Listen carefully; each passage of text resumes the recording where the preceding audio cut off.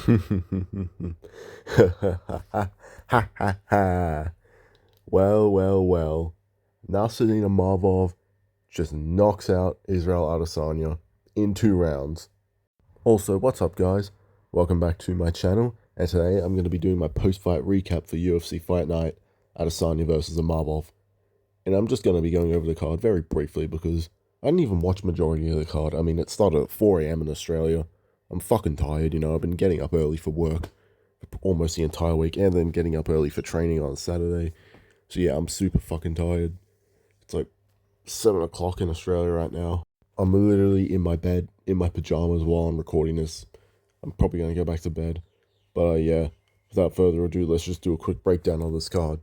Going over the main card real quick, these are my predictions going into it. And I went 3-1 on my picks, even though I didn't watch 2 of these fights because I was asleep and I was so fucking tired. Whatever. Shamil Gaziev as well also got a win on the prelims, so that was sick. Didn't watch it as well because I was asleep. But yeah, from what I heard, Nurmagomedov versus Oliveira was the fight of the night. And I rightfully picked Oliveira to win because honestly, Syed Nurmagomedov's not that good. All he really has is the last name. Apparently, Sergey Pavlovich stunk it up against Jairzinho Rosenstruck by only wrestling or some shit like that. But hey, still got my pick right. Now, honestly, I'm not that surprised that Shara Bullet lost. The only reason I really picked him was because Dagestani plot armor. But apparently not. Yeah, MVP goes out there and schools this inbred Shara Magomedov. And yeah, now we get to see more MVP. I don't know who you'd put MVP up against next, because he said he wants to go back down to welterweight. Maybe do him versus Jeff Neal. Or even him versus Prates would be kind of fun. But yeah. But anyway, let's move on to the main event. The thing that we all came for. Baby, this is what you came for. Don't mind my singing. But yeah, let's get into it.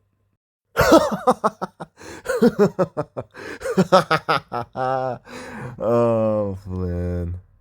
Nasruddin Imavov KOs Israel Adesanya in 2 rounds. I picked Imavov to win, but man, I was not expecting this. Honestly, wasn't expecting a finish from either of them. I thought maybe Adesanya could fluke a KO like he did against Pereira, but highly unlikely given Imavov's granite chin. I thought if anything, we'd get a submission from Imavov, maybe a ground and pound TKO, but holy shit, a KO on the feet. God damn, give this motherfucker a title shot, honestly. I wouldn't even care if Imavov jumps Hamzat for a title shot, because let's be real, Hamzat as a champ would kind of suck. It'd be hype when he wins the belt, but other than that, he'd fight once a year, and the division would move slowly, and now the middleweight division's actually good. Like, now we actually have some fucking contenders, so let's keep this shit rolling. But honestly, if they do book Dricus versus Hamzat, like say in July, make Imavov the backup fighter and have him face the winner. He may have to sit out for a bit, but honestly, I think he should sit out and wait for a title shot. Like, I'm seriously seeing some motherfuckers going, oh, do Imavov versus Kyle Borralho as like the #1 contenders. Kyle Borralho does not deserve it over Imavov, or doesn't. Imavov should not have to wait and have to fight Borralho, whose best win is Cannonier, who he's already beaten, in order to get a title shot. Like, honestly, I think do Borralho versus Whitaker. Well, I don't know, maybe the loser of Strickland DDP, which will probably be Strickland. But yeah, Imavov should sit out and wait for a title shot, honestly. Especially if Strickland wins, because honestly, I think Imavov might beat Strickland in a rematch.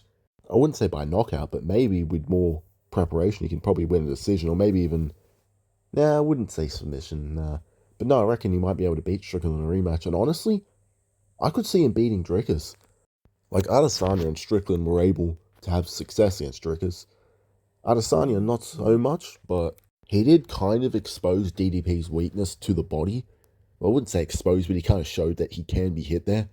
And I feel like Imavov can do a lot of the things that Strickland and Adesanya did, but better, especially working that body, because Imavov does have good teeps to the body as well. That's something he didn't really use in this fight, but he kind of does use in a lot of his other fights. And he does have good boxing as well, so maybe he can work the body as well. I reckon he also has good enough grappling to get back to his feet against Dricus, because if Strickland and Adesanya can get back to their feet, I know Strickland has good grappling, but still, I think Imavov as well can maybe get back to his feet as well against Dricus. I do think he's technically the better striker, but then again, Dricus does have plot armor.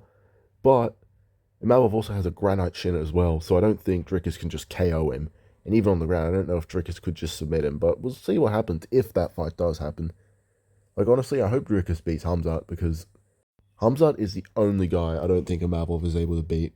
And like I said, Hamzat would just hog the belt and only fight once a year in Abu Dhabi. So yeah, I kind of want Dricus to win that fight just so, we can keep the division moving. But yeah, bold take. I think Imavov can beat Strickland and maybe Dricus. But I don't think he beats Hamzat. That's the only thing. I just think Hamzat's grappling will be a little bit too much for him. Imavov's great on the ground and all, but I just don't think he can compare to Hamzat. And also, I think he can honestly beat Kaya Baralho as well. I don't know about Anthony Hernandez. I feel like Anthony Hernandez is going to be another guy in the division real soon when he beats the fuck out of Brendan Allen. Honestly, I'm praying for that. I mean, praying for him to beat the fuck out of Brendan Allen, that is. But yeah, I do think Anthony Hernandez as well will make his way to the top of the division. And I do think he's another bad matchup for Imavov as well. But yeah, good shit by Imavov. I've been a fan of this guy for some time, so it's kind of nice to see him on the top of the division. Hoping Manel Cap has the same thing next month when he beats Brandon Royval. Hopefully. But yeah, that's the end of the video.